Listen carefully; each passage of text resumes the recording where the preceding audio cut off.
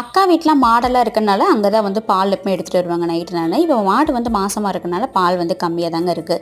So அதனால் காலையில் எழுந்திரிச்சதும் பார்த்தீங்கன்னா அம்மா வந்து பால் வாங்க போயிருந்தாங்க.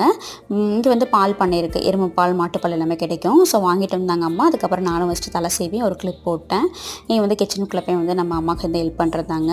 வெண்டைக்காய் புளிக்குழம்பு வச்சுக்கலாம்னு சொல்லிட்டு பிளான் பண்ணியிருந்தோம். இப்போ எங்கள் அம்மா பாருங்கள், பால் வாங்கிட்டு வந்து அந்த கவரில் தண்ணி ஊற்றி அலசி ஊற்றிடணும். இப்படி பண்ணால் தான் அவங்களுக்கு வந்து திருப்தியாகும்.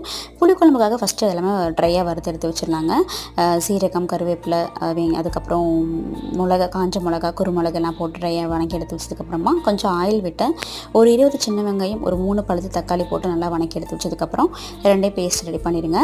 சட்டியில் ஃபஸ்ட்டு வந்து ஆயில் நிறையா விட்டு கடுகு கருவேப்பிலை போட்டு வெண்டைக்காய் நல்லா வணக்கினதுக்கப்புறமா புளி கரைச்சி ஊற்றினதுக்கப்புறம் நம்ம அரைச்சிருக்க பேஸ்ட்டும் உப்பும் போட்டு நல்லா ஒரு கொதி வந்ததுக்கப்புறம் இறக்கி சர்வ் பண்ணி பாருங்கள்.